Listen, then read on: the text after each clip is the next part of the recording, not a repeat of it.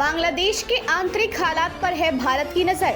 मौजूदा यूनिट सरकार की विदेश नीति और सुरक्षा व्यवस्था चिंता का विषय। पड़ोसी देश बांग्लादेश से पूर्व पीएम शेख हसीना को सत्ता से बेदखल किए हुए 2.5 महीने हो गए हैं, लेकिन वहां की अंतरिम सरकार अभी तक दीर्घकालिक प्रशासन का कोई रोड मैप नहीं दे पाई है। बांग्लादेश के मौजूदा आंतरिक हालात उलझे हुए हैं और राजनीतिक पार्टियों का ऊहापोह भी साफ दिखाई दे रहा है। इसके बावजूद भारत नाउम्मीद नहीं है।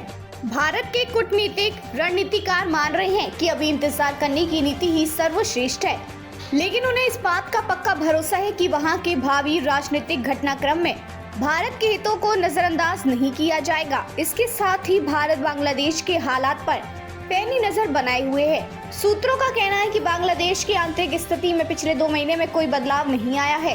राजनीतिक अस्पष्टता पहले की तरह ही है। प्रोफेसर मोहम्मद यूनुस की अगुवाई अंतरिम सरकार की तरफ से चुनाव कराने या प्रशासन का कोई रोड मैप नहीं दिया गया है। मौजूदा पुलिस चुनावी व्यवस्था आदि में बदलाव के लिए समितियां गठित की गई हैं, जबकि संविधान में भी संशोधन करने के लिए अलग से समिति गठित करने का विचार हो रहा है। बांग्लादेश की केंद्र सरकार का सारा काम अस्थायी तौर पर हो रहा है। सरकार की आर्थिक नीति, विदेश नीति या सुरक्षा व्यवस्था को लेकर नीति सामने नहीं आ पाई है।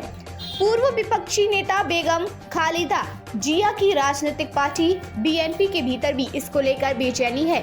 इसी हफ्ते बीएनपी के सदस्यों ने प्रोफेसर यूनुस से मुलाकात कर उनसे आगामी चुनाव पर स्थिति स्पष्ट करने और अपने कैबिनेट से 2 मंत्रियों को हटाने की मांग की है। इनकी तरफ से कुछ न्यायाधीशों को हटाने व ब्यूरोक्रेसी से भी लोगों को निलंबित करने की मांग की गई है।